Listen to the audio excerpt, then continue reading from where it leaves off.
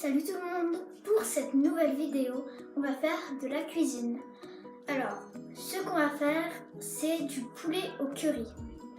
Alors, on va tout de suite regarder les ingrédients. Pour cette vidéo, nous aurons besoin de citrons, 2 gousses d'ail, un oignon coupé en petits cubes et les gousses d'ail aussi, un couteau, une cuillère à soupe, de la sauce tomate, du lait de coco. Si vous n'avez pas de lait de coco, vous mettez de la crème, ça remplace. Un biberon, moi j'ai pris un biberon pour doser, un petit récipient et du poulet et du curry. Nous allons faire chauffer notre poêle, moi j'ai mis 4, c'est environ la moyenne. Nous allons ajouter un petit peu d'huile.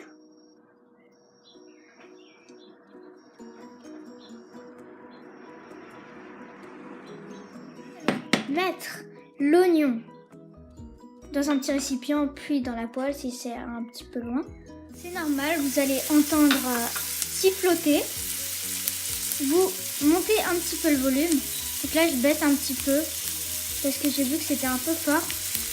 Je mets ça et reprendre mon petit récipient et je vais mettre les 2 gousses d'ail que j'ai coupées en cubes. Je suis en train de régler le temps 5 minutes. On va un petit peu les faire, voilà, les répartir un peu, les faire bouger pour bien les retourner.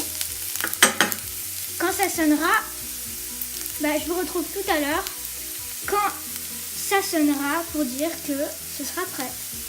Donc, les échalotes et l'oignon sont toujours en train de cuire à feu doux. Je vais venir mettre 2 cuillères à soupe de sauce tomate dans ce petit récipient que je vais verser ensuite dans la poêle. Il faut couper le poulet en petits cubes. Maintenant, il faut ajouter le poulet à la sauce tomate et aux oignons et échalotes. Maintenant, il faut ajouter le curry dans la préparation. Maintenant, il faut remuer à feu vif sans trop s'arrêter.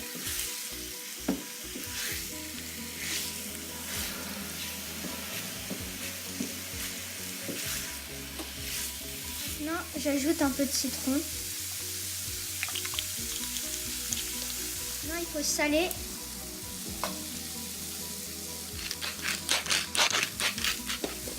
Et maintenant, il faut bien remuer.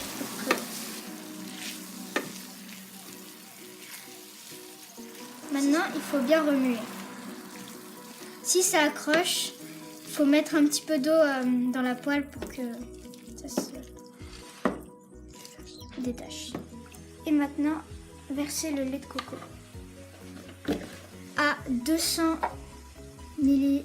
De remuer, verser le lait de coco dans la préparation et bien remuer.